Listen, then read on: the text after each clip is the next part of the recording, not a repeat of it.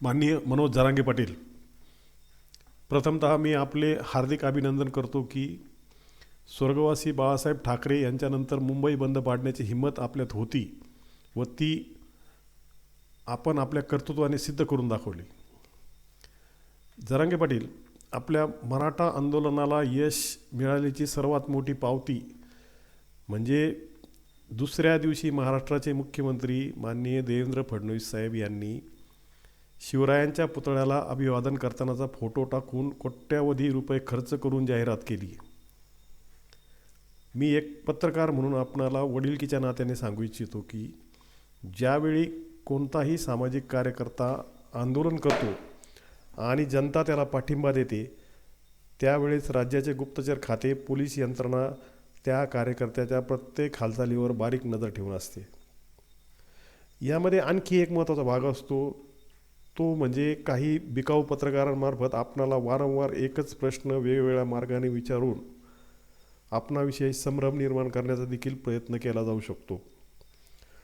मागील काही आंदोलनादरम्यान आपल्या भाषेत आणि देहबोलीत झालेला बदल आणि त्यामुळे तुमचा अहंकार वाढला आहे असं दाखवण्याचा प्रयत्न पुढील काळात निश्चित होऊ शकतो.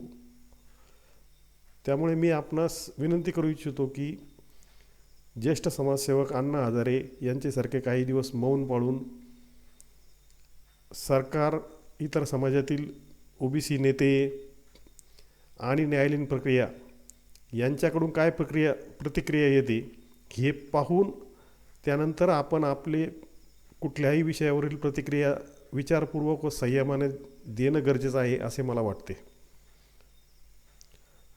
जरांगे पाटील, आपल्या मराठी भाषेत एक म्हण आहे की खरं बोललं की सख्या आईला राग येतो. त्यामुळे मी आपण स्पष्ट सांगू इच्छितो की ज्या कमी कालावधीमध्ये आपण यशाचे शिखर गाठले, त्याच कमी कालावधीमध्ये आपल्याकडून झालेली एखादी चूक आपणास त्या शिखरावरून खाली खेचू शकते. हे सांगण्याचं मुख्य कारण म्हणजे हे राजकारणी लोक अतिशय नीच आणि खालच्या विचारांचे असतात आणि त्यांना दुसरा कोणी मोठा झालेला सहन होत नाही. जरांगे पाटील, तुम्हाला कळकळीने सांगतो की हे राजकारणी तुमच्याकडून चूक होण्याची वाट पाहत आहे.